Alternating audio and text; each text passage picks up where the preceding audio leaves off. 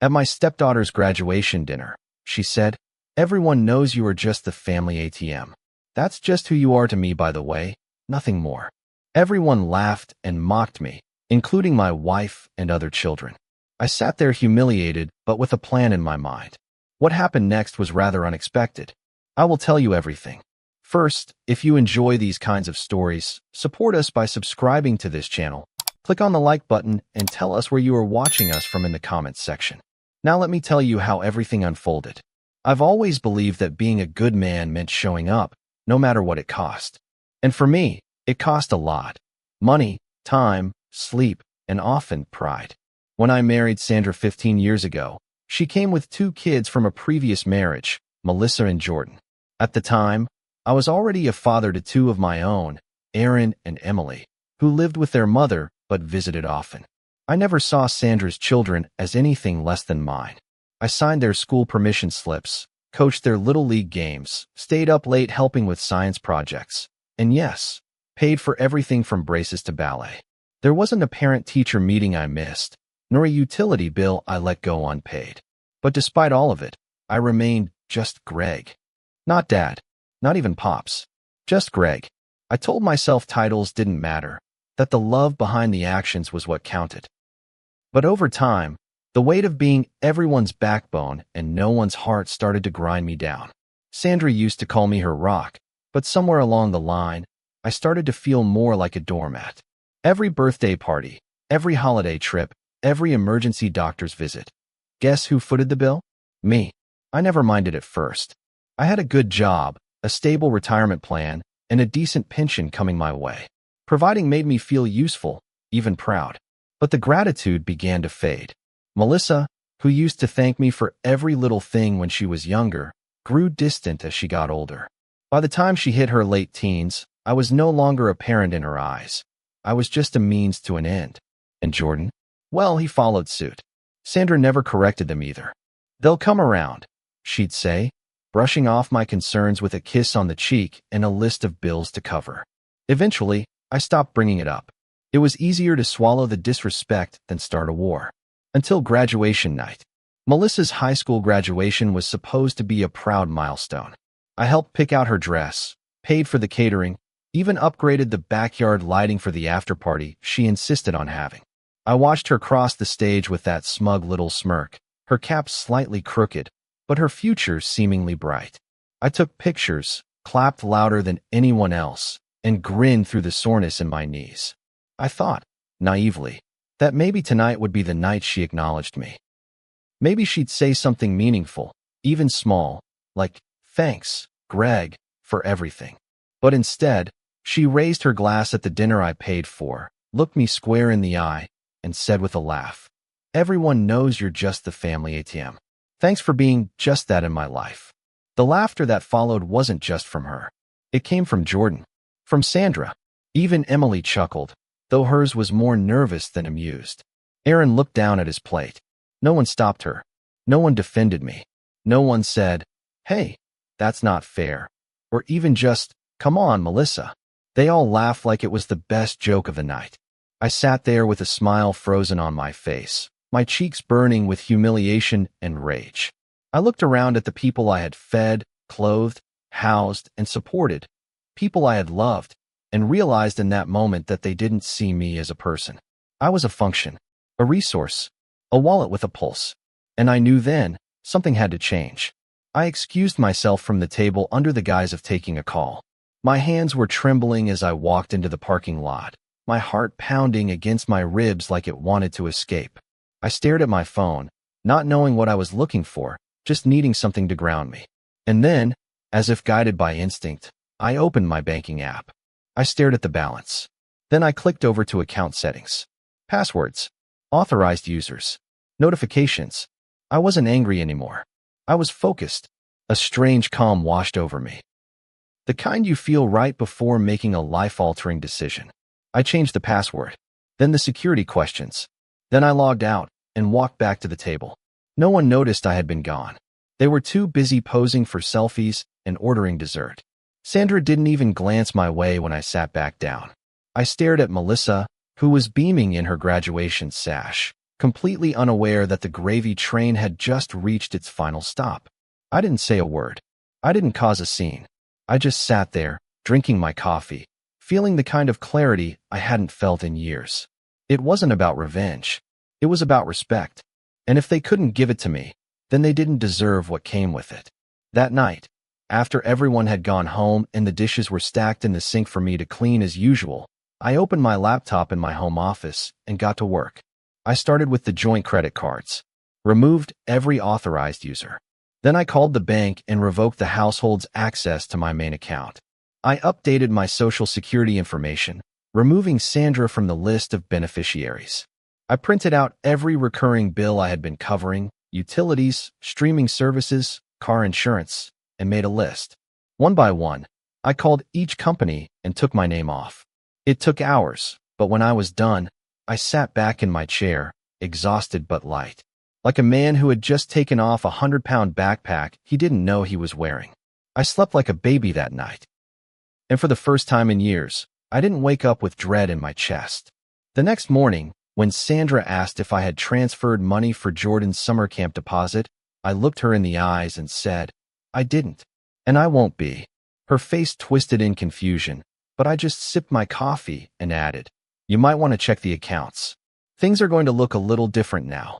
Then I grabbed my keys and headed to work, whistling on the way out the door. Because the ATM was officially closed, and Greg, the man, was finally open for business. The fallout didn't come all at once.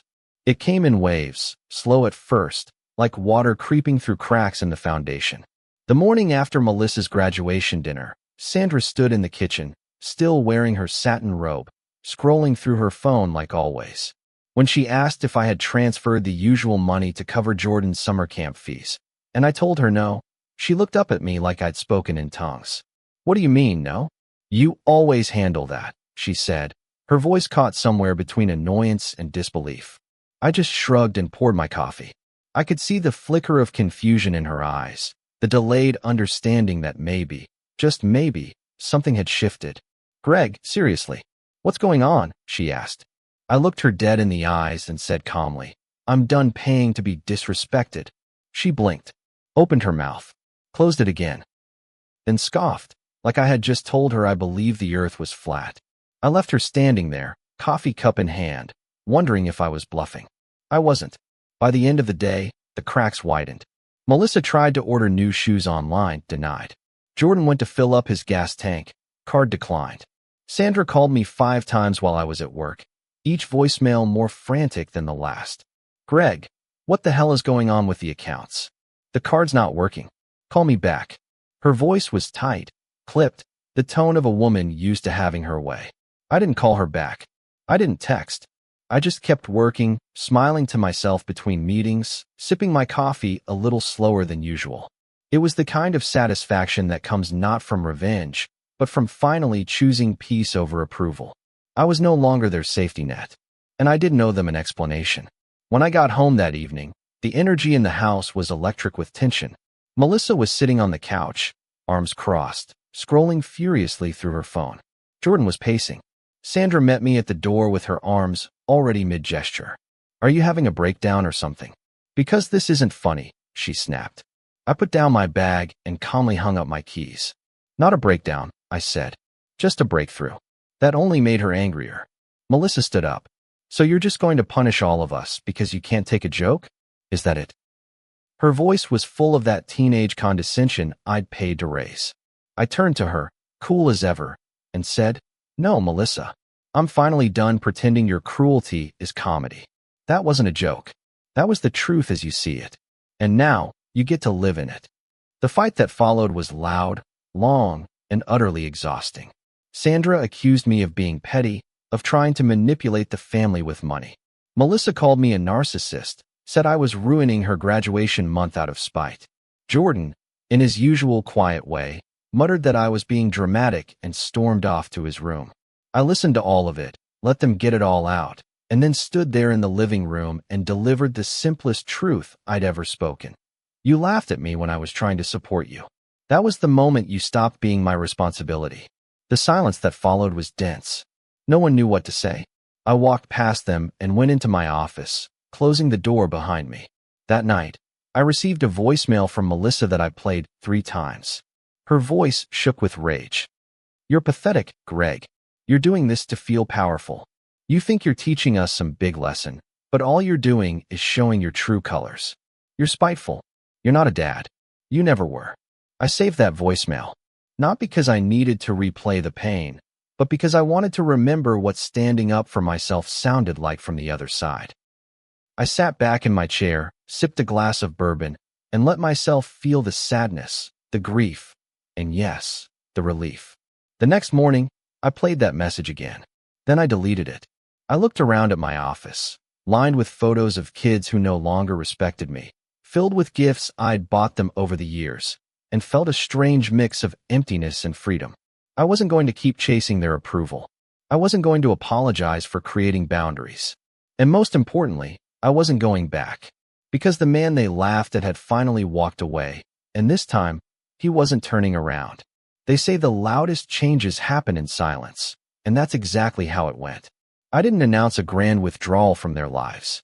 I didn't bang my fists or post a dramatic Facebook status. I just started erasing myself from their convenience.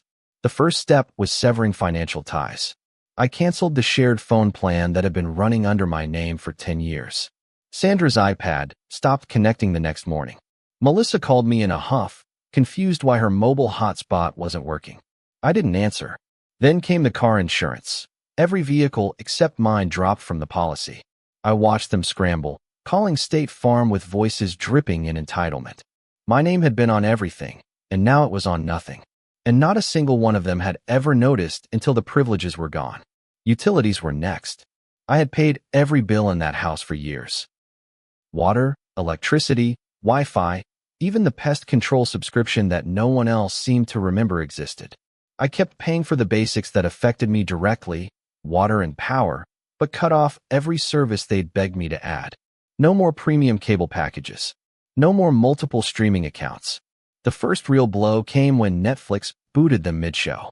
Jordan stormed down the hallway yelling, "Greg, why the hell is Netflix gone?" I didn't even look up from my book. "Check whose card it's on," I said. He mumbled something about how I was being extra, and I bit my tongue to keep from laughing. If setting boundaries made me extra, then maybe they'd finally start treating me like something beyond a minimum. Sandra caught on quicker than the kids did. Within a few days, she began watching me. Carefully, suspiciously. She'd follow my movements around the house, ask leading questions about my day, pretend to be chipper when really she was angry beneath the surface. She didn't care that I was reclaiming my identity. She cared that I was disrupting hers. Her comfort. Her stability. I overheard her on the phone with her sister, whispering complaints like I had turned into someone else. "I don't know what's gotten into Greg," she said one night. "He's acting like some stranger. Cold. Distant." I wanted to shout through the wall, "No, Sandra. I've always been this person. You just never bothered to ask who I was outside of my wallet." Melissa finally snapped. After 3 days of being denied access to the online shopping accounts she used freely for years, she stormed into my office with the same attitude she'd worn at graduation dinner. "Are you seriously doing this?" she demanded, phone in hand. "You're messing with everyone's life over one comment." I looked up from my laptop slowly, meeting her eyes with a calm that made her squirm. "No, Melissa, I'm not doing this because of one comment. I'm doing it because that comment confirmed what I felt for years. You don't see me as family. You see me as funding." She tried to interrupt, but I held up my hand. "Let me finish. You laughed at me in front of people I love. You disrespected me without hesitation. And when I finally decide to stop being a doormat, I'm the bad guy? Not anymore. The Greg you knew is gone." She left the room fuming, but the damage, or rather, the healing, was done. I closed my laptop and leaned back in my chair, a quiet satisfaction spreading through my chest. It wasn't pleasure in their confusion or pain, it was peace. I wasn't punishing them. I was unburdening myself. For the first time in years, I felt like I was living my own life instead of financing someone else's fantasy. It felt strange at first, like learning how to walk again after years of limping. But every step I took away from their dependence felt more stable than the last. I wasn't lonely. I was liberated. That week, I also visited my lawyer. I updated my will, my emergency contacts, and my medical proxy. Sandra had been listed as my next of kin for over a decade. I replaced her name with Aaron's. Not because I didn't care about her anymore, but because I needed someone I could trust if something happened to me. And trust, I realized, is built on more than shared space. My lawyer looked at me curiously as I made the changes, probably wondering what kind of marital earthquake had triggered this. I didn't explain. I didn't need to. This was about reclaiming my power, not proving a point. When I got back home, Sandra was waiting. She stood in the doorway of the living room like a sentry, arms crossed, foot tapping. "So this is your plan now? Just freeze everyone out? Be the martyr?" she asked. Her voice was sharp, full of wounded pride. I set my keys down gently. "I'm not freezing anyone out. I'm just no longer paying to be ignored." She scoffed. "It was a joke, Greg. You're really going to blow up this family over a joke." I felt my jaw clench. If it was just a joke, Sandra, why did everyone laugh so easily? Why didn't anyone defend me? Why did it feel like the most honest thing she's ever said to me? She didn't answer right away, just stared, then quietly muttered, "You're being so dramatic." I walked past her and said over my shoulder, "Maybe, but drama's all you get when respect runs out." That night, I cooked dinner for myself, just myself, for the first time in years. I made grilled salmon, steamed broccoli, and rice. Simple, clean, quiet. No one asked what I was cooking. No one hovered around hoping I'd feed them. No one even came into the kitchen. And as I ate in silence, I realized that I didn't miss the noise. I missed being appreciated. I missed feeling like my efforts mattered. And I wasn't willing to keep buying love that came with a receipt and a return policy. From here on out, if they wanted me in their lives, they'd have to learn to do something they never truly did: earn it. There's a particular kind of silence that settles in a home when people feel entitled and suddenly, for the first time in their lives, hear the word no. It's not peaceful. It's not thoughtful. It's brittle and loud, even without anyone saying a word. That's the silence that took root in my house after I pulled the plug. No one said good morning. No one asked how work was. Everyone walked on eggshells, acting like I'd flipped some invisible switch and become a tyrant overnight, when all I had done was step out of the financial noose they'd tied around my neck. But instead of owning their part in it, they painted me as the villain in the story of their inconvenienced lives. Melissa wouldn't even look at me, slamming doors like a teenager despite being 18 and supposedly grown. Jordan kept to himself, probably hoping to ride the storm out. And Sandra? She oscillated between passive-aggressive sighs and full-blown tantrums that always started with, "I just don't understand why you're doing this." The real fallout started when Sandra's sister posted a cryptic Facebook status that read, "Money changes people, especially old men with control issues." It didn't mention me by name, but the timing was obvious, and so were the snide comments that followed. One said, "Some men think a paycheck gives them the right to run everyone's life." Another replied, "Sounds like financial abuse to me." I didn't respond, didn't even tell Sandra I saw it. I just screenshotted it and filed it in the same mental cabinet I kept the graduation dinner memory in. These people, I realized, were more comfortable seeing me as cruel than reflecting on how deeply they had taken advantage of me. That post was their way of twisting the narrative. Suddenly, I wasn't the man who paid their rent and bought their groceries. I was a bitter control freak who yanked the rug out from under them. But not everyone bought into it. A few days later, my brother-in-law, Dave, Sandra's older brother, called me. We hadn't spoken much over the years. He lived a few states away and usually stayed out of family politics. But that day, his voice came through the phone like a breath of fresh air. "Greg, I saw the post," he said. "And I just wanted to say, it's about damn time." I blinked, surprised. "Excuse me." He chuckled. "You've been carrying this whole family for over a decade. Don't think I didn't notice. You paid for everyone's everything, and they still treated you like a second-class citizen. I don't know how you lasted this long." We talked for nearly an hour, and for once, I didn't feel crazy. I felt seen. Dave even told me, "You don't owe anyone an apology for setting boundaries. If anything, they owe you one for never appreciating what you gave them." That call came at the perfect time, because later that week, Melissa's car broke down. The same car I had co-signed for, insured, and maintained. She called me in a panic, her voice trembling with entitlement masquerading as urgency. "Greg, I need $600 for a new alternator," she said, skipping past pleasantries. I told her calmly, "You'll have to ask your mom or figure something else out."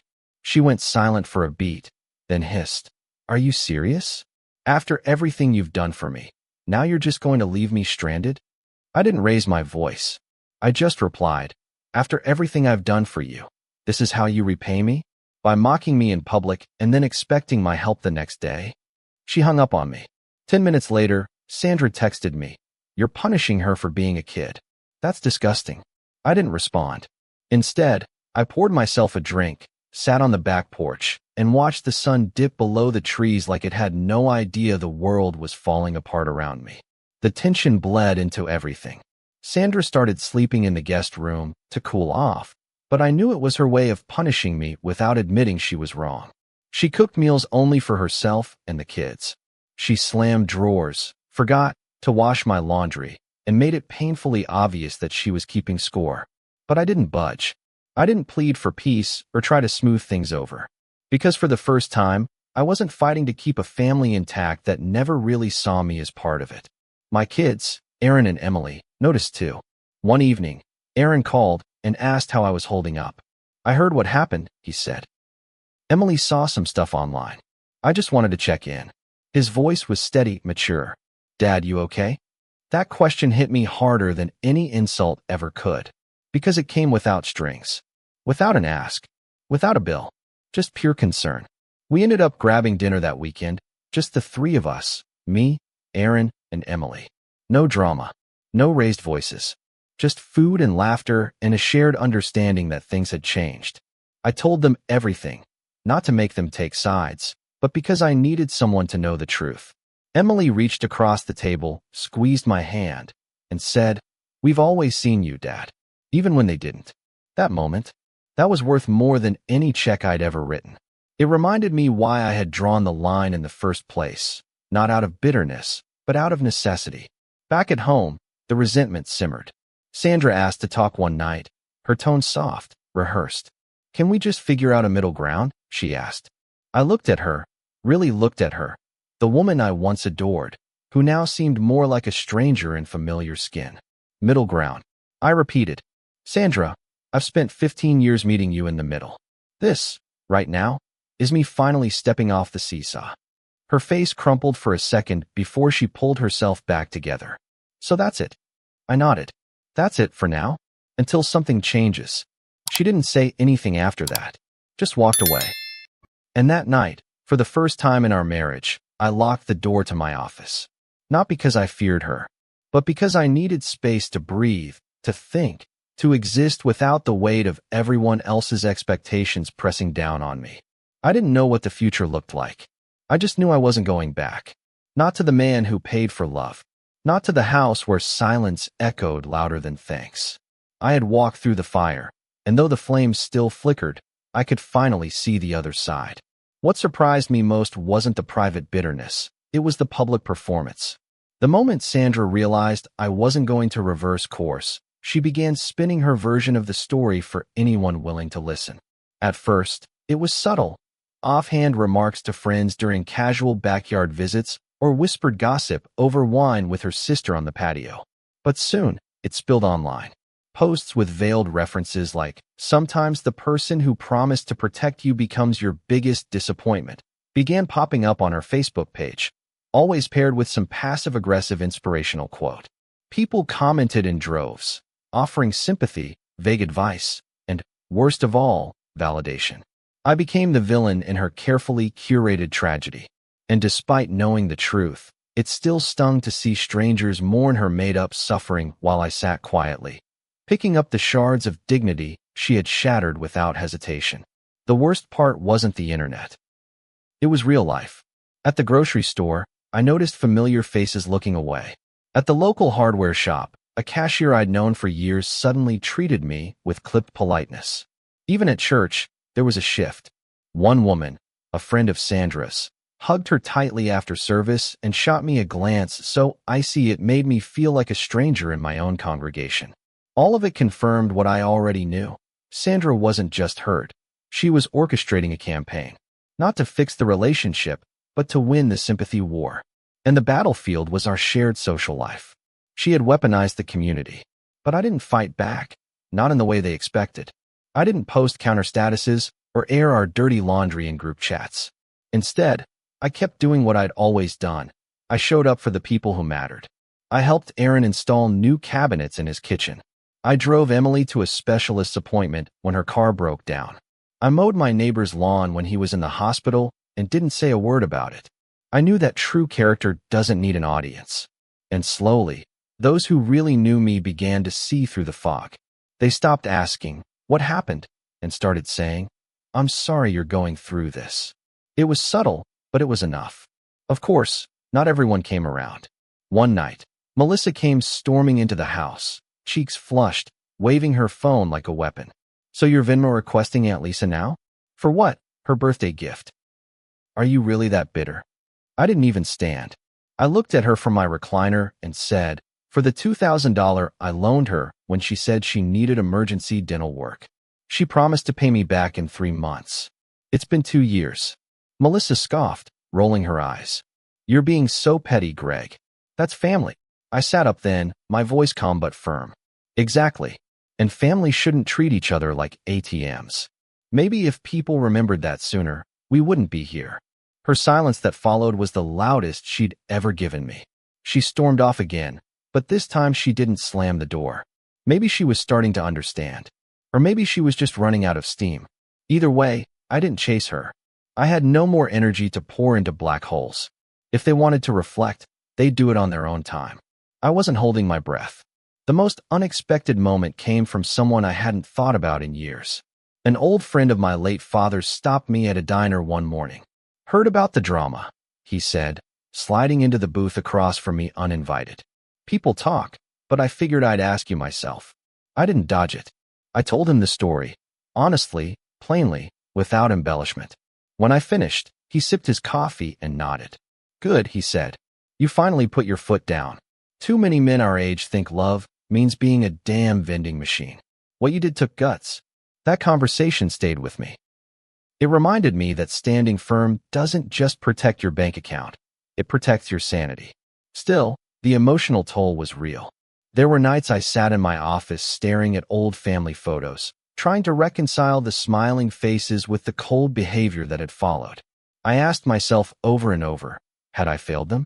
Had I loved them too quietly, provided too consistently, made it too easy for them to forget I was a person and not a paycheck? Those thoughts kept me up some nights, but not with regret, with resolve. I hadn't failed them. I had simply given more than they were willing to value. And when that happens, the only path left is separation. I started making more time for myself. I joined a walking group at the park. I volunteered with a local mentorship program for young men who didn't have father figures. It felt good to give in a way that didn't deplete me. To be appreciated not for my bank balance, but for my time, my experience, my presence. For the first time in decades, I was living intentionally on my terms. As for Sandra, she eventually stopped the cryptic posts. Maybe she grew tired of the performance. Or maybe enough people stopped reacting.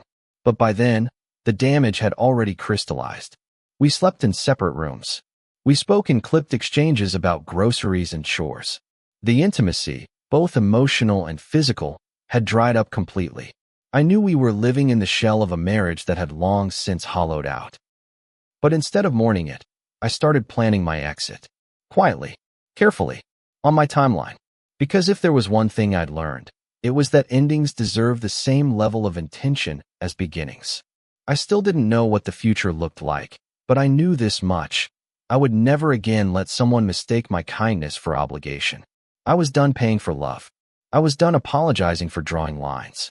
And most importantly, I was done letting people paint me as the bad guy for choosing peace over exploitation. Because the truth was, if they needed someone to blame for their discomfort, they'd find one. But it no longer had to be me. The house didn't fall apart in a day. It frayed slowly, like a favorite old shirt worn too long, stretched thin by time and resentment. Sandra still made appearances in the kitchen, still sat on the other side of the living room watching her shows, still spoke in clipped tones when she needed something done around the house. But the thread of connection that once existed between us had unraveled. We weren't partners anymore. We were silent cohabitants, operating in separate universes under the same roof. She didn't ask where I went in the evenings, and I didn't ask who she was venting to on the phone behind closed doors.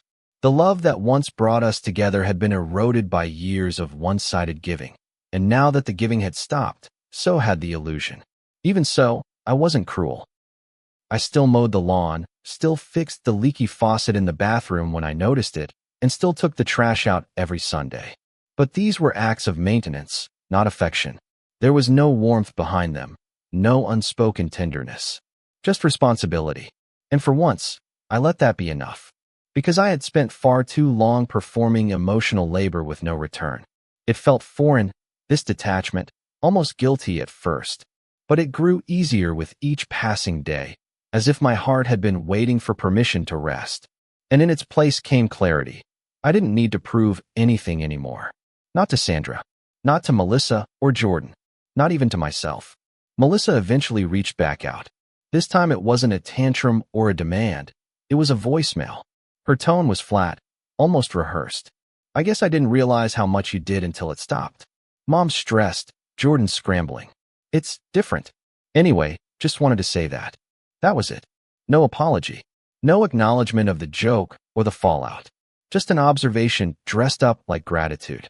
And while part of me appreciated the olive branch, the rest of me saw it for what it was, damage control, not growth. I didn't call back. Not out of spite, but out of preservation.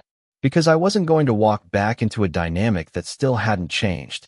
Recognition wasn't the same as accountability. Aaron and Emily became my anchors.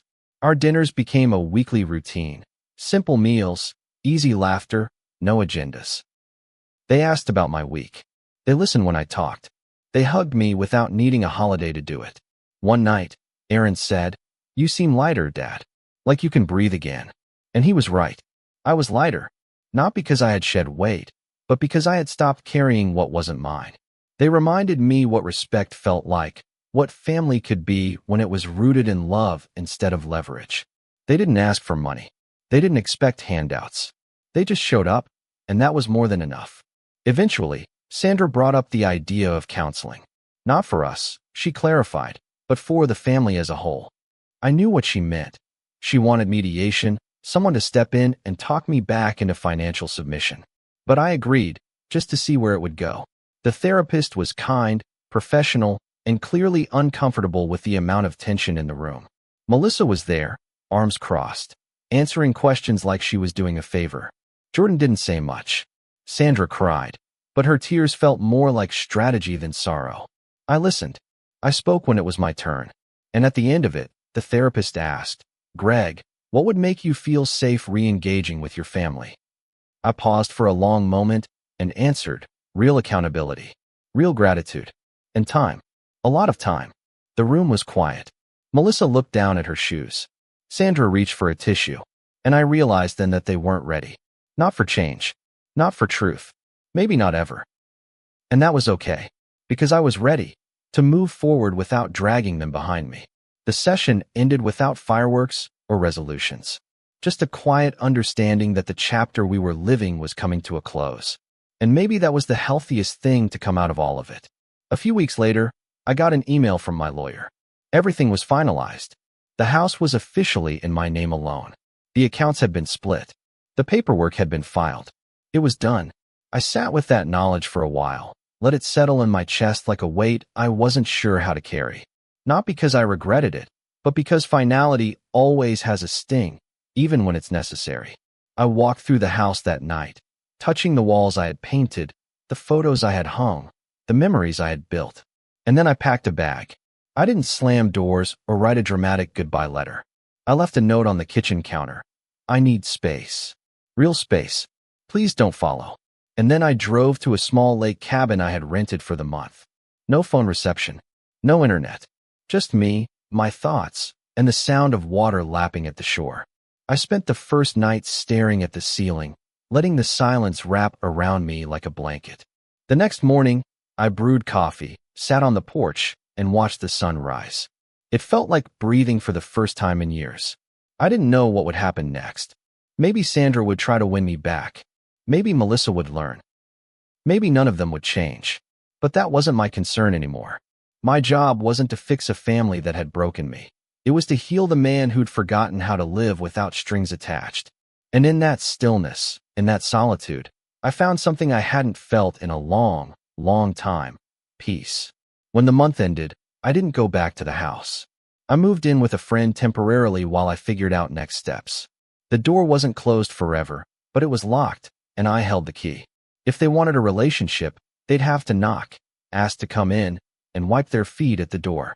Because I wasn't going to let anyone trample over my boundaries ever again. And as I sat in my new space, unpacking the few belongings I had brought with me, I smiled, not out of revenge, but out of relief. The ATM was closed. But Greg, the man, the father, the husband, the human being, he was finally open. Fully, fiercely, and unapologetically free.